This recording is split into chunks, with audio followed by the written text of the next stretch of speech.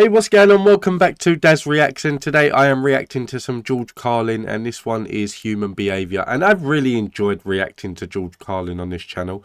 He's so insightful for what he says, and he says it in a way where, like, he's going to make you laugh and he's going to make you think, and then when you think he's going to make you think, he's going to make you laugh. And I don't, I don't know what that sentence just was. I confused myself then. But yeah, I really have been enjoying watching him, and I've got so much to get through of his that I've only just found out about him, and he done a lot of work. So I'm looking forward to each and every one of them. But this one is Human Behaviour. I hope you enjoy it. If you do, please don't forget to hit that like and subscribe button, and let me know down below if there's anything you want me to react to. But yeah, let's get into this. I sound different. I sound nasally and blocked and everything. It's because I'm sick. I'm sorry, but let's get into this. Humans do some really interesting things. Like, besides killing ourselves, we also kill each other. Murder. And we're the only ones who do that, by the way. We're the only species on Earth that deliberately kills members of our own species for personal gain. Or pleasure. Sometimes it's just fun. We're also the only species that deliberately kills members of another species for personal gain or pleasure. That's what hunters do. They kill for pleasure. That's us. Human beings, interesting folks, murderers. Here's an interesting form of murder we come up with. Assassination. You know what's interesting about assassination? Well, not only does it change those popularity polls in a big fucking hurry, but it's also interesting to notice who it is we assassinate. Do you ever notice who it is? Stop to think of who it is we kill. It's always people who've told us to live together in harmony and try to love one another. Jesus, Gandhi, Lincoln, John Kennedy, Bobby Kennedy, Martin Luther King, Medgar Evers, Malcolm X, John Lennon. They all said, try to live together peacefully. Bam! Right in the fucking head.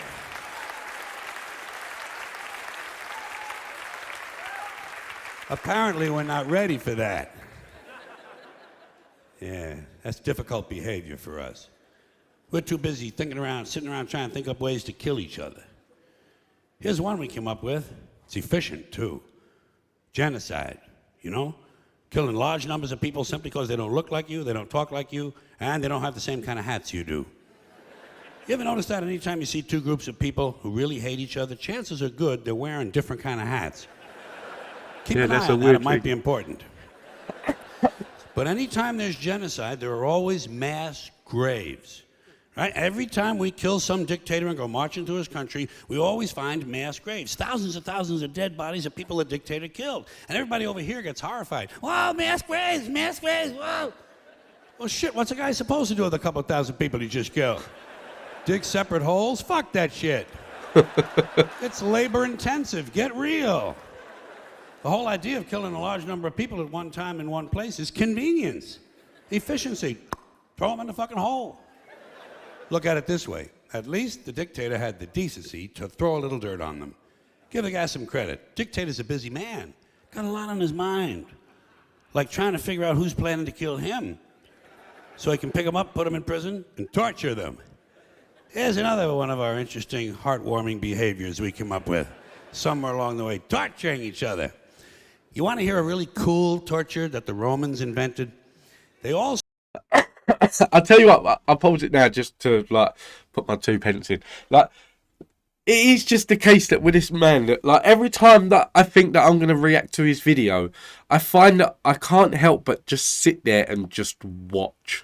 That I don't want to laugh. I don't want to talk. I don't want to do anything. I just want to sit and watch and listen to this man. It is so insightful for everything that he says. It really is, and it is such a shame that, like, I've only just found out about him. But at the same time, it's not. Sorry, but yeah, at the same time, it's not. I'm so bunged up. Why did I do this today? But yeah, I'm really enjoying listening to this man. I really am. Also used as a form of capital punishment. It's really creative. They would take the guy... You want to hear a really cool torture that the Romans invented? They also used it as a form of capital punishment. It's really creative. They would take the guy in question, stuff him in a burlap sack, seal the sack up real tight, and throw it in the river. But, and here's the creative part, inside the sack with the guy, they would put a dog, a monkey, and a snake. Okay? A dog, a monkey, and a snake. That's fucking creative. That's fucked Imagine up. being inside a burlap sack, underwater in the dark, sitting next to a drowning monkey. Think he'd be moving around a little bit? The dog would be going ape shit, we know that. And the snake, well, he'd probably be getting curious about what all the activity was inside the sack. He might do anything. But whatever he did, it would probably involve venom and his teeth. You know what you'd be doing? You'd be praying to God that the snake bit the monkey and the dog ate the snake.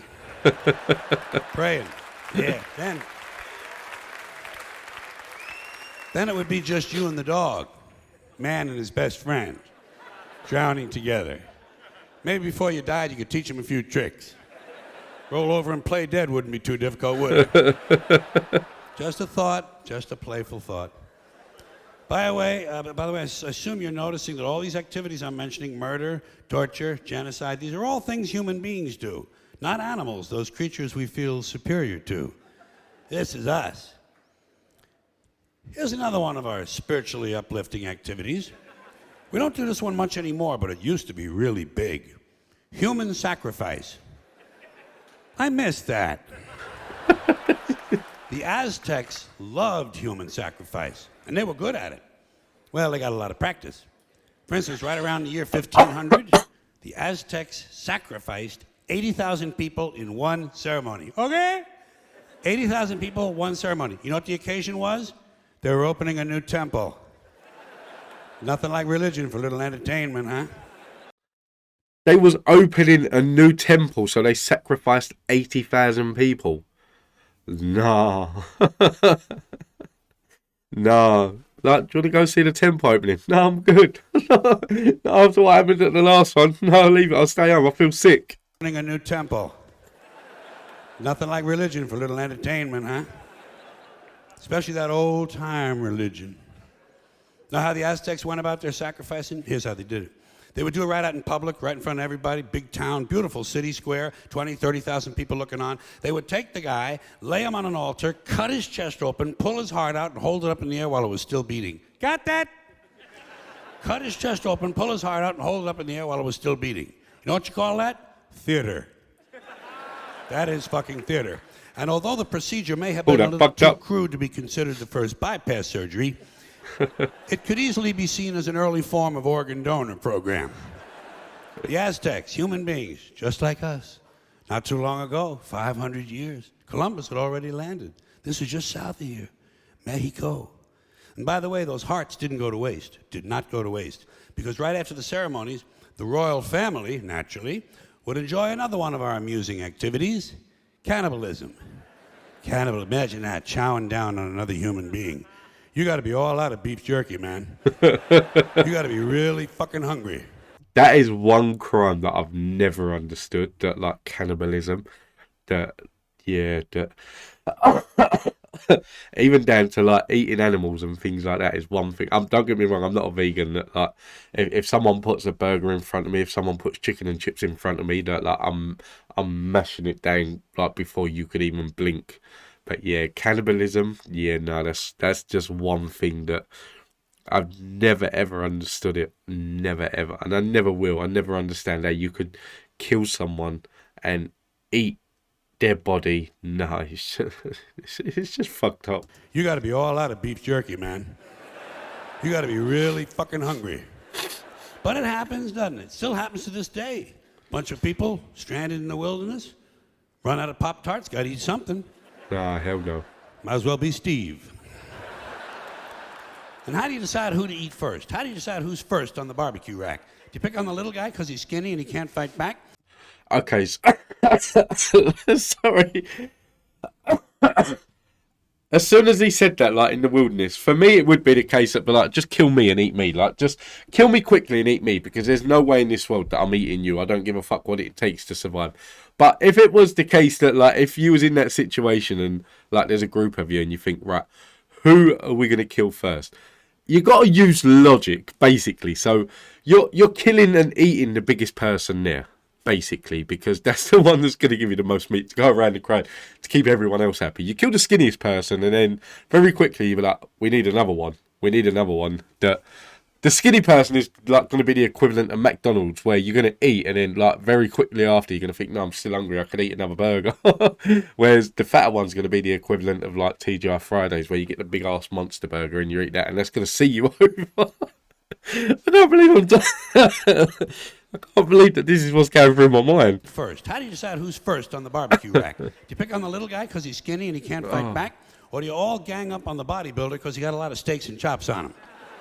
These are things human beings have to consider. One more of these charming diversions of ours. Necrophilia. Huh? Now there's a hobby for you. Fucking a corpse. It's fucked Takes up. a special kind of guy, don't you think?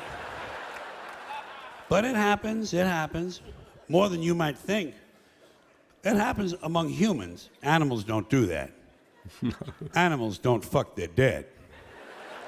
A rat will do a lot of gross things, but he will not fuck a dead rat. It wouldn't even occur to him. Only a human being would think to fuck someone who just died. We gotta be the most interesting critters on the planet. And then we wonder why a UFO doesn't just land and say hello. You get looked at and go, dinner! That's why it's dinner! I do. Do you know what? I'm not gonna lie. I really do like George Carlin. I like Doesn't all of just his. land. Oh, I like all of his stuff. And like I said, it is the case that like a majority of the time, I just sit there and I focus and I listen and I watch and I just watch in awe of everything that he has to say. That like it is. He talks so much sense and he makes so much sense. And honestly, he's someone that I could sit and watch for a very, very long time and never get bored, because for every different subject that he talks about, it's just pure facts. It's just everything about him. But guys, listen, I'm sorry if I like coughed up everywhere or bunged up or whatever, and my very weird pecking order for who I'd eat on a stranded island or whatever. But listen, I hope you enjoyed this. If you did, please don't forget to hit that like and subscribe button. I will be uploading daily, and if there is anything you want me to react to, let me know in the comments down below, and I will get round to doing it. But until the next one, take it easy. Oh, my throat.